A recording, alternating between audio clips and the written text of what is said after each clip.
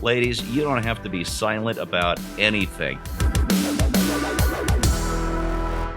The dude does not look like a lady. He doesn't skateboard like one either.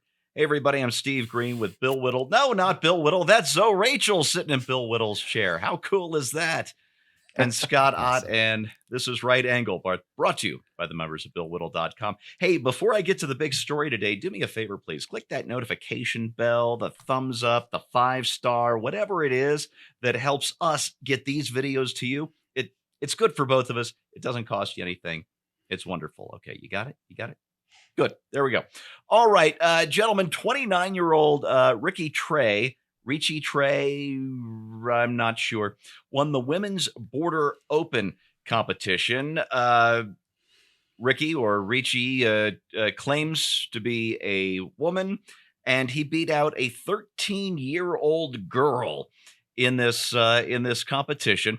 I should mention that the Border Open, it's this big skateboarding competition. It's open to both men and women, but it is split into male and female contests. And by virtue of identifying as transgender, Ricci was able to compete against teenage girls and walk home with the $500 top prize for women. 13-year-old Shiloh Katori was the top performing female in the women's event, but placed second and was awarded only $250. Zoe, since you're filling in for Bill, I'll go to you first today. It seems like in woke women's sports, women are only paid half as much as men, which is a step down from the old patriarchy's 77 cents on the dollar. You think maybe we need to get back to that? Yeah, well, I tell you what, man. As the saying goes, if that were really the case, well, people would just only hire women. Why not? That'd be more economical, wouldn't you? So, but man, as I guess this story kind of goes to my heart because skating is that's pretty nostalgic for me. It's I'm more hung out with the skater crowd because when I was in high school. The drum line, most of the people in the drum line were skaters.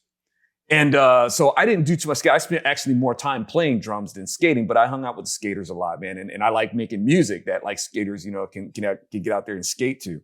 And man, this is a real drag, because actually, no pun intended. But this is a drag because, women. What happened to, I guess it's obvious and rhetorical question. Despite all that feminine pride, you're going to let these men come in there and basically pose as you. They have nothing that actually qualifies them as a woman. And not only that, this dude is grown and this girl is 13 years old. And this is your victory. It's like you sought victory in that. I mean, that's not manly. And if you're trying to be a woman, that's not even womanly. That's not even the attitude of a grown woman. That's not even. I don't even think teenage girls play by those kinds of rules. So this is just really disappointing to read. And poser, as they would say in the skater world. This dude is a total poser. Total poser. Wow, you brought me back to 1996 in a big way. Now I'm feeling nostalgic, which is a nice way of saying old. Scott, what drew me to this story really was the pushback, and there's been some of it from other skaters. I'll get to that in a minute, but also from feminists. Redux is an online feminist magazine.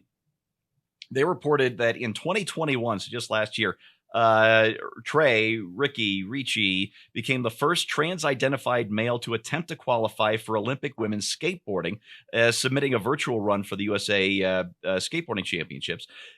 He was unable to meet the short deadline to submit a hormone levels test, but was later told his testosterone was much higher. That's in quotes, much higher than the required levels to compete in the female category. Also, according to Redux, during an interview last year with Skateboarding Magazine, Trey expressed ambivalence towards reducing his testosterone levels and even stated that he was comfortable with where he was at in his transition. Scott, wouldn't you be comfortable where you were at if you could use your full-grown male muscles to beat up on 13-year-old girls? Could I just move that we excise that question from this show? Well, perhaps I should have phrased it just wrong. the To very compete question with 13-year-old girls. No. No. I'm Well, trying you're to a think decent of human being, Scott. of any enterprise. First of all, I think there ought to be a multi-step process for qualifying for this event. And the first step is, if you can, without surgical alteration, aim at the specimen cup, then you're disqualified. So I think right there, I think you should be ruled out if you have any way of directing your fire at the specimen cup. Secondly, I was at a truck stop this weekend traveling back from another state, and I noticed this display of packages, and it was a black plastic rectangular box that looked like it had that sort of pattern that they have with those aluminum lined pickup truck beds, that kind of diamond pattern in the metal is really tough looking metal. And so it's this plastic tub. And I had to read the title several times to figure out what I was seeing. But eventually I figured out that it said dude wipes. Dude wipes. Okay. And all of a sudden, what I realized was that it's just a box that says dude wipes, and it's filled with baby wipes. That's what's going on. On the inside, it's still baby wipes. It doesn't matter what it says on the outside of the package. And so if on the outside of the package you're presenting yourself one way, but on the inside you're really something else, it doesn't fundamentally change the nature of what you are. And so this 29-year-old man-child who thinks he can beat up on 13-year-olds should be disqualified on that basis. And then somehow I couldn't figure out how to do it myself. And so I'll leave this to our viewers.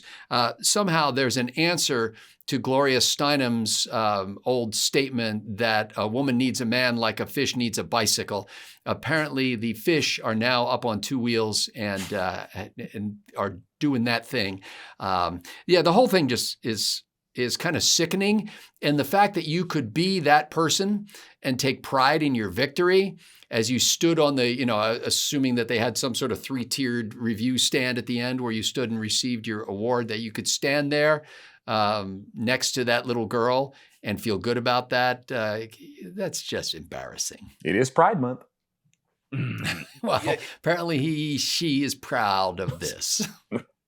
Scott, you reminded me of not one of the great Bond movies, but Never Say Never Again. Sean Connery came back after an 8 or 9 year absence to do one more movie that wasn't even officially licensed by Eon Productions, that owned most of the rights to all the Bond stuff. And they're bringing Sean Connery back, and they're having a lot of fun with his advanced age at this point, because I think the movie came out in '83. And as he's going through his physical, the nurse asks him if from the other side of the room from him if he can fill this specimen cup, and he just gives her a look and says, "From here." Connery was a man's man. All right, folks, there's even more to this story. Taylor May Silverman is another female skater, and she took to Instagram. This is actually about a month ago, because this has happened to her at other skateboarding competitions, plural. She says she'd reached out to Red Bull, who'd sponsored this event that she'd lost a couple of times to men during, and she said that Red Bull just ignored her. So here's what she put up on Instagram, at least part of it. She said, "I've been in 3 different contests with trans women, 2 of which I placed second. At the last contest series I did for Red Bull, I placed second. The trans competitor who won took $1,000 in qualifiers, $3,000 in finals, and $1,000 in best trick. This totaled the $5,000 of the prize money meant for female athletes." The really sad part is the finish here. Silverman says she'd previously felt bullied into silence. Those are her words, after losing to men in women's competitions. Bullied into silence. Listen, ladies, you don't have to be silent about anything. Don't let men bully you. And just remember, it's the conservative guys, it's the guys on the right reminding you of that. Use your voice, be heard.